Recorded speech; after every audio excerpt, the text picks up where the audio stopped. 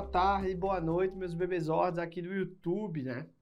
Meu nome é Felipe Marinho, sou coordenador de pediatria aqui do Médico Residente e vim com mais um Aprendendo com Questões daquela série Cardiopatias Congênitas. A gente já discutiu persistência do canal arterial, já falou também de comunicação interatrial e no último Aprendendo com Questões a gente falou sobre comunicação interventricular. E hoje é o tema da última cardiopatia de hiperfluxo que a gente vai discutir aqui. Então a gente vai falar hoje de defeito do septo atrioventricular. Inclusive a gente vai colocar mais um bônus, né? Assim como a gente falou do superinocente lá na CIA, a gente vai falar aqui sobre síndrome de Down, que é uma síndrome genética muito associada ao defeito do septo atrioventricular. Então eu espero que vocês gostem e como a gente já está acostumado, vamos lá para aquela questão de sempre, tá? Então a questão aqui da Unicamp 2022, na prova de R3 de pediatria, falando de um quadro clínico de um paciente portador de síndrome de Down e defeito do septo atrioventricular, forma total. Então vamos lá, pessoal. Como sempre a gente começa aqui na série Cardiopatia Congênita, falando sobre anatomofisiologia, lembrando principalmente da transição da circulação fetal. Você que está assistindo a gente sempre, você já pula, tá, pessoal? Mas é interessante porque a gente sempre traz um dado novo aqui nesse aspecto. Então, sobre a anatomofisiologia, o que a gente lembra? Lá no período fetal, a criança, né, o feto, possuía a placenta, um território de baixa resistência vascular, que era conectado ao ducto venoso, que levava sangue oxigenado para a veia cava. Esse sangue oxigenado chegava lá no átrio direito e tinha dois caminhos. Um dos caminhos era ir pela válvula tricúspide, chegando no ventrículo direito e atingindo a artéria pulmonar. E na artéria pulmonar, ele encontrava um território pulmonar cheio de líquido, com os vasos pulmonares vasoconstrictos. Então ele tinha o quê? Dificuldade de ir para aquela região.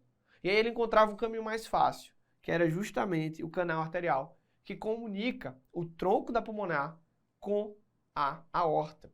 Então o fluxo desse sangue que saía do ventrículo direito ia naturalmente aqui para a aorta, para alimentar esse vaso. Outro shunt que pode acontecer é esse mesmo sangue que chegava lá no átrio direito, ao invés dele ir para o ventrículo direito, ele atravessava a estrutura chamada de forame oval. Ele atravessava o forame oval, chegava no átrio esquerdo, do ventrículo esquerdo ele ia para onde? Para a aorta. Então, naturalmente, o feto tinha dois shunts, direita e esquerda, pelo forame oval e pelo cano arterial. Só que depois que a criança nasce, alguns eventos acontecem. Quais são os eventos mais importantes? Primeiro, a queda da pressão pulmonar, já que o líquido que está dentro do pulmão ele vai ser expelido, os vasos pulmonares eles vão vasodilatar. É interessante a gente lembrar que essa queda da pressão pulmonar ocorre de maneira mais drástica ali nas primeiras horas de vida, mas continua ocorrendo ao longo dos primeiros meses. E o outro evento é o fechamento do cano arterial. Então, esse cano arterial ele vai se fechar devido à presença de uma maior quantidade de oxigênio, uma redução dos mediadores inflamatórios, principalmente as prostaglandinas. Lembrando que esse canal arterial, ele inicialmente se fecha de maneira funcional, vaso constringindo, e depois ele vai fechar de forma anatômica. Quando a gente pensa, então, nessa transição da circulação fetal, a gente tem algumas regras, tá? Principalmente a regra da direção dos shunts nas cardiopatias congênitas. Então, na hora que eu penso em shunt, eu estou pensando no sangue que atravessa justamente essas comunicações que não deveriam existir. E o sangue, ele é inteligente. Ele sempre vai de onde ele tem mais resistência para passar, para onde ele tem menos resistência. Então, naturalmente, pessoal, a gente tem, depois que a criança nasce, a pressão pulmonar menor do que a pressão sistêmica. A resistência pulmonar menor do que a resistência sistêmica. Ou seja, é natural que os shunts pelas estruturas que misturam o sangue aconteçam da esquerda para a direita, já que a circulação pulmonar tem menor resistência. A exceção disso é justamente quando a gente tem uma obstrução na via de saída do ventrículo direito. Porque se eu tenho uma obstrução na saída do ventrículo direito, o sangue vai ter dificuldade de passar, e aí, em vez dele ir da esquerda para a direita, ele acaba indo da direita para a esquerda. Como é o caso, por exemplo, da estenose pulmonar. Só que num paciente, pessoal, que tem esse shunt esquerda-direita, que a circulação pulmonar recebe mais sangue, é natural que o corpo ele se proteja. E como é que ele se protege? Inicialmente ele faz uma vasoconstrição, causando, um aumento da resistência vascular pulmonar, mas isso só diminui um pouquinho esse shunt. Só que ao longo do tempo, essa vasoconstricção mantida vai determinar justamente o aumento da camada média, levando agora a uma hipertensão arterial pulmonar que pode ser irreversível, a nossa famosa síndrome de Eisenmenger. Então, do ponto de vista clínico, é interessante que a gente lembre, por exemplo, num paciente que está lá com clínica de insuficiência cardíaca, que se ele tiver uma B2 hiperfonética, ele deve estar querendo lhe dizer, o paciente está querendo gritar para você, que o fluxo pela válvula pulmonar está aumentado. Por quê? Porque ele fecha com mais força. É como se a diferença de pressão entre o ventrículo direito e a circulação pulmonar fosse muito alta. Então, tanto no hiperfluxo pulmonar quanto também na hipertensão arterial pulmonar, eu tenho uma B2 hiperfonética. B2 hiperfonética é clássico das cardiopatias congênitas de hiperfluxo pulmonar ou quando eu já evoluí com hipertensão arterial pulmonar. Como eu disse a vocês, só para a gente lembrar, eu tenho a síndrome de Eisenmenger, que é essa hipertensão arterial pulmonar, que ela foi formada devido a um hiperfluxo mantido. Então, em alguns pacientes, essa síndrome de Eisenmenger pode ter uma instalação solar na terceira, quarta década de vida, como acontece na CIA. Em alguns pacientes com CIV, com defeito do septo, essa síndrome de Eisenmenger pode se manifestar muito precoce, pessoal. Inclusive, fazendo com que o paciente agora tenha um quadro irreversível.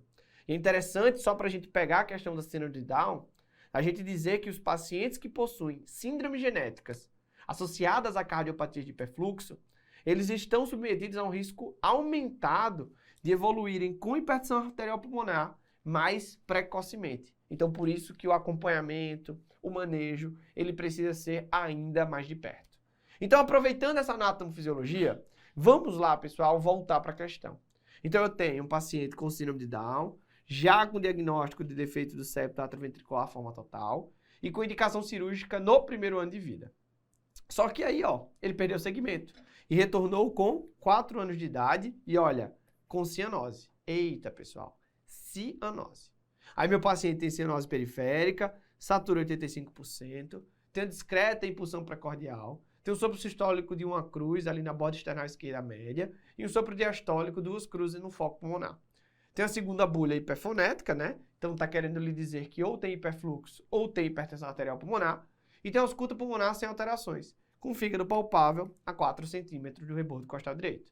E a questão quer saber qual o diagnóstico fisiopatológico atual.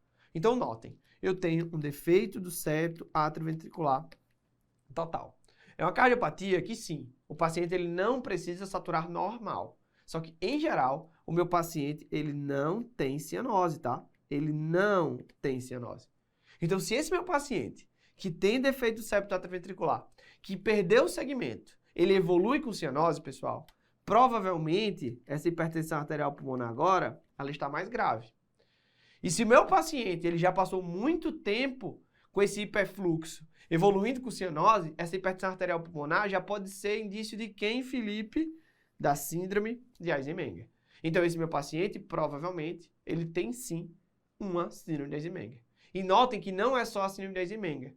Eu tenho a síndrome de Eisenmenger em que meu paciente, ele tem um fígado palpável a 4 centímetros do rebordo costal direito. Ou seja, ele também tem clínica de insuficiência cardíaca e, nesse caso, direita. Então, olha que coisa linda, letra A já é a nossa resposta. O bloqueio divisional anterosuperior é um achado eletrocardiográfico típico do defeito de septo atrioventricular, mas em geral ele não traz repercussão, então aqui a gente consegue anular, até porque não é insuficiência cardíaca esquerda, e sim direita.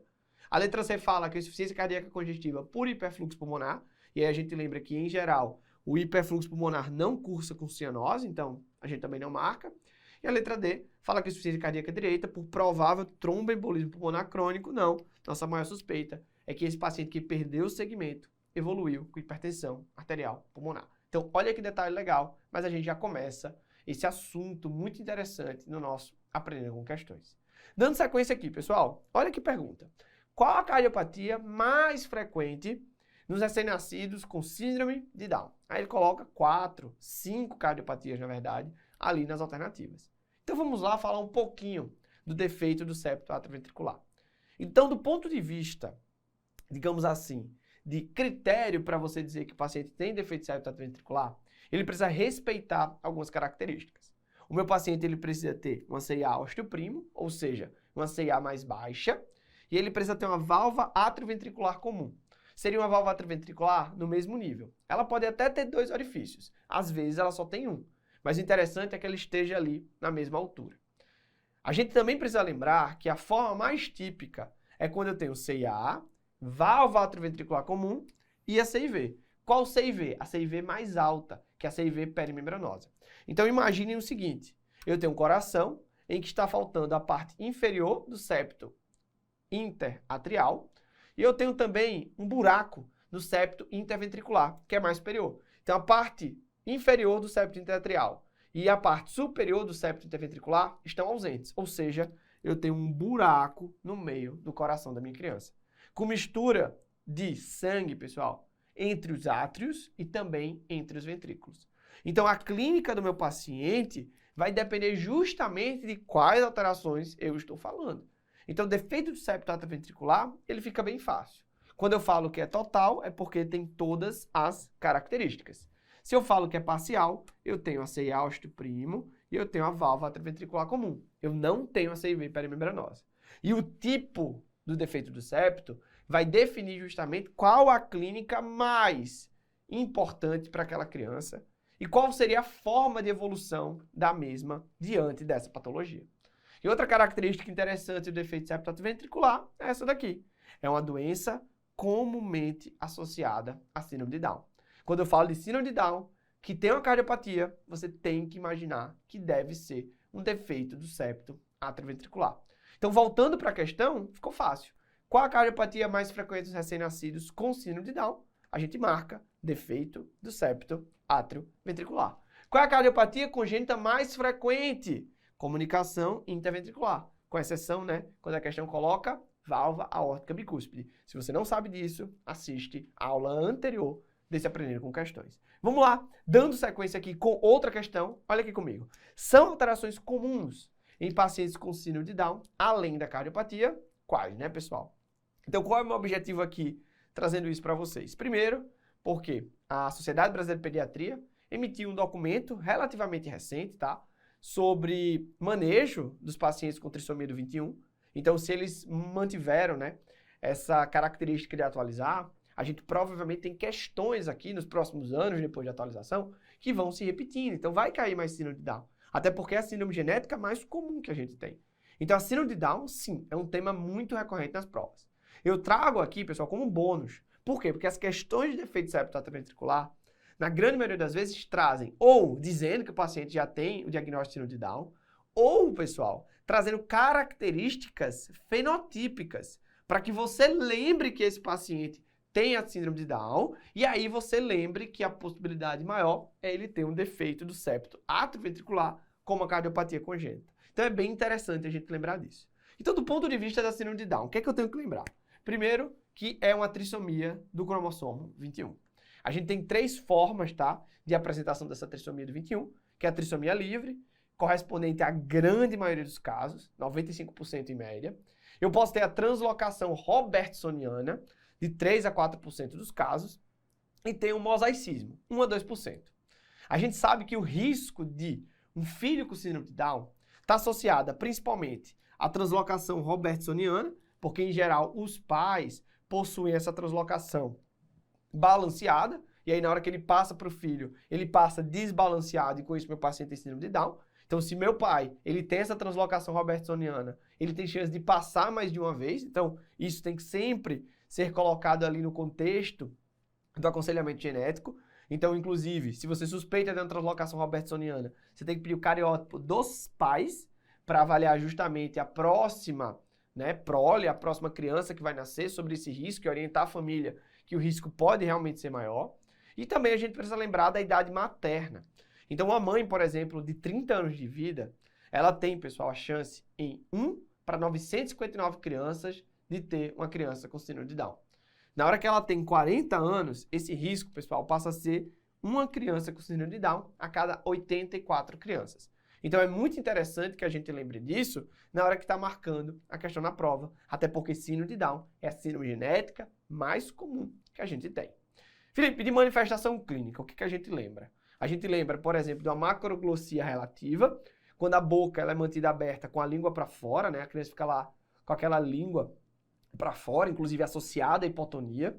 Eu tenho um pescoço curto, eu tenho excesso de pele na nuca, eu tenho a prega simiesca, então em vez de ter essas 3 linhas na mão, a criança só tem uma. Então isso é bem característico da síndrome de Down. A gente tem hiperflexibilidade das articulações, fendas palpebrais oblíquas, um déficit cognitivo que depende muito, né, pessoal, da gravidade. Ele pode ser leve, pode ser moderado, realmente pode ser bastante grave. E a gente também tem um crescimento com um padrão diferente. Então as curvas dos pacientes com síndrome de Down, elas são diferentes das curvas das crianças sem essa síndrome genética. Existem algumas doenças que são mais comuns nos pacientes com síndrome de Down. São doenças associadas. Por exemplo, 50% deles possuem cardiopatias, principalmente defeito do septo ventricular. Mas eu não posso esquecer de CIV, de CIA e da tetralogia de Fallot. Existe o maior risco da doença de Hirschsprung, né, que é o megacólon congênito, o maior risco de doença celíaca e também um risco aumentado para leucemia. A gente não pode esquecer da instabilidade atlantoaxial, distúrbios da tireoide e também imunidade comprometida, tanto a celular quanto a humoral. Existe ainda, pessoal, um risco aumentado para displasia do quadril. Então, tudo isso está associado a um paciente com a trissomia do 21. Então, sabendo dessas características, a gente volta, tá? Letra D.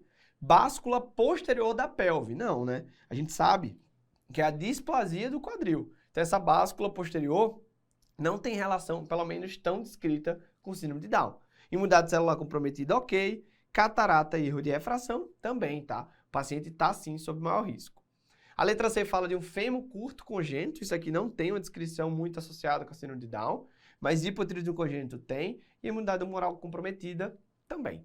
A letra B fala de um pé cavo varo. Isso aqui não está associado, tá, pessoal, a síndrome de Down, como risco comentado, mas processos infecciosos bacterianos de repetição, sim, e disfunção de tireoide também. A letra A fala da instabilidade da atlanto-occipital, que sim, é uma doença associada à síndrome de Down, imunidade celular comprometida, assim como a humoral também, e a atresia do adenal, pessoal, também associado.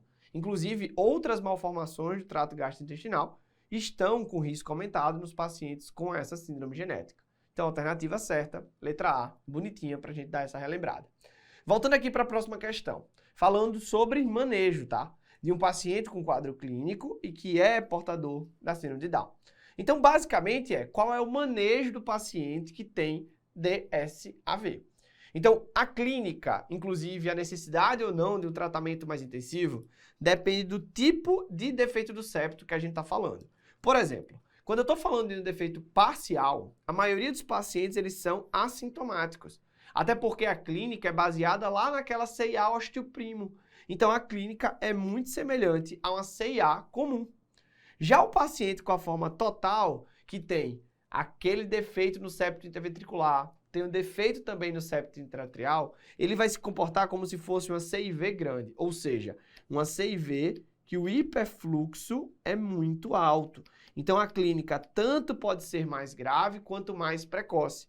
E a clínica de hiperfluxo, que vocês já lembram, paciente com taquicardia, com cardiomegalia, com desconforto respiratório, infecção respiratória de repetição, sudorese às mamadas, é um paciente, pessoal, que interrompe as mamadas e tem déficit ponderostatural associado à hepatomegalia. Então, esse é o tipo clínico que mais cai em prova. A gente ainda tem achados eletrocardiográficos típicos, como a gente já falou no início desse Aprender com Questões, que é o que nós chamamos de M-bloqueio divisional antero-superior esquerdo, ou BDAS. A gente tem como clínica eletrocardiográfica um QRS estreito, que tem um QR em D1 e em AVL, e um RS em D2, D3 e AVF.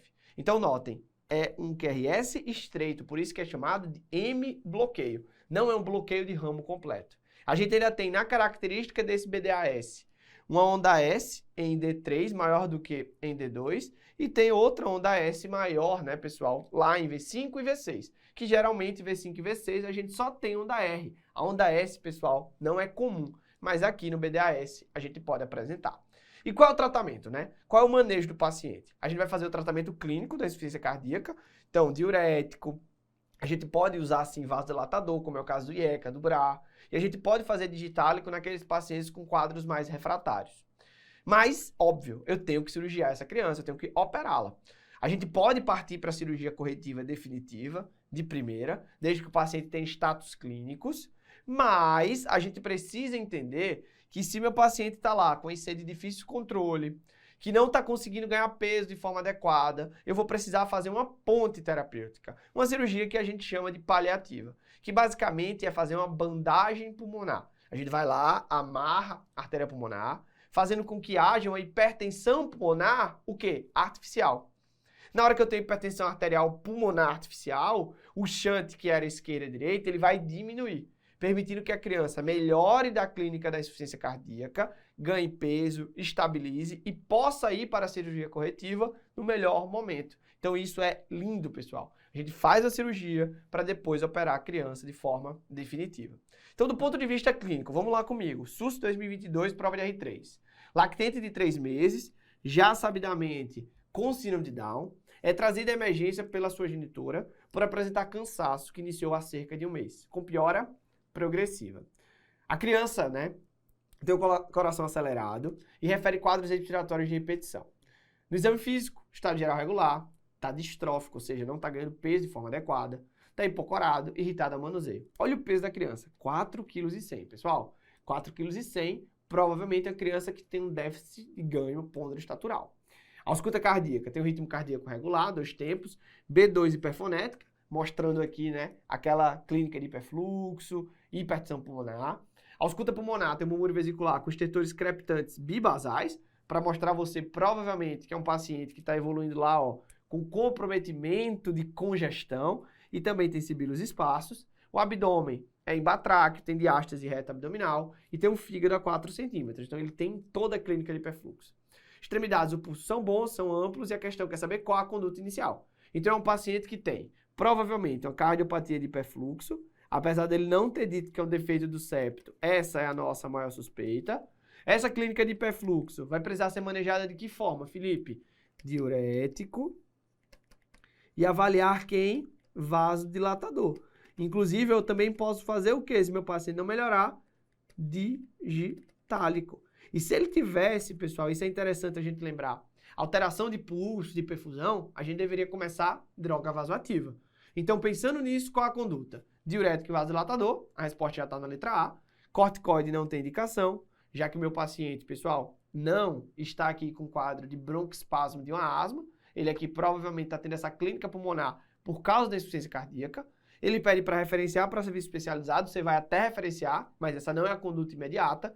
E a letra D, você também vai solicitar interconsulta com o cardiologista, mas não é a conduta imediata. Conduta imediata é manejar a insuficiência cardíaca, não pode esquecer.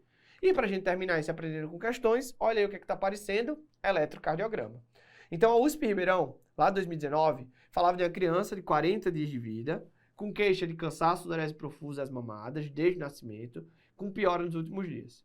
No exame físico, hipotonia generalizada, frouxidão ligamentar, ou seja, hipermobilidade articular, epicanto palpebral, aquela fenda palpebral oblíqua, protrusão lingual e prega palmar única, ou prega palmar simiesca. Murmúrio vesicular presente simétrico, tem roncos difusos, paciente tem frequência respiratória de 60, com desconforto, tem triagem subdiafragmática e retração intercostal. Bulhas rítmicas, 2 tempos, com sopro sistólico na borda externa esquerda e tem um eletrocardiograma. Baseado nestas informações, qual a cardiopatia mais provável? Vamos pensar, pessoal, sem olhar o eletro. Eu tenho um paciente que tem uma frequência respiratória de 60, tem desconforto respiratório e tem um sopro associado a um relato da mãe de sudorese profusa das mamadas e de cansaço. Então eu já sei que o meu paciente ele tem uma clínica de hiperfluxo pulmonar. Então se é de hiperfluxo, eu não espero que o meu paciente tenha o quê? Cianose. Então estenose pulmonar já é uma cardiopatia que você consegue cortar. Outra cardiopatia que você consegue cortar, assistindo às outras aulas de Aprendendo com Questão, é comunicação interatrial. Porque a CIA é muito raro que traga tanta repercussão com tão pouco tempo de vida. A criança só tem 40 dias de vida. Então, se eu fosse chutar, ou era CIV, ou era defeito do septo atrioventricular.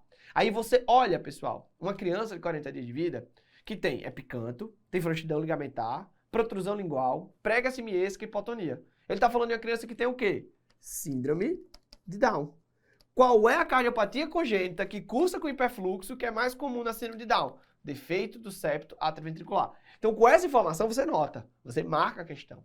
E aí você vai olhar o eletro. O que é que eu tenho no eletro? Primeiro, eu tenho onda S em V6, então isso aqui tem que ficar bem marcado para você.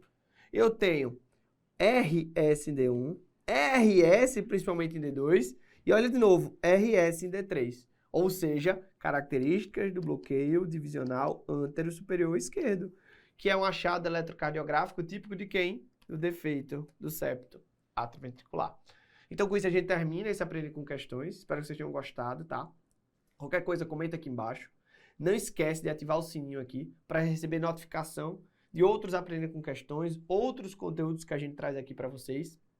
Segue a gente também lá no Instagram, nas nossas redes sociais. E óbvio, pessoal, sempre fica aqui com a gente, continua com a série de cardiopatia congênitas, encaminha para o teu coleguinha e olha, vejo vocês na Residência Médica.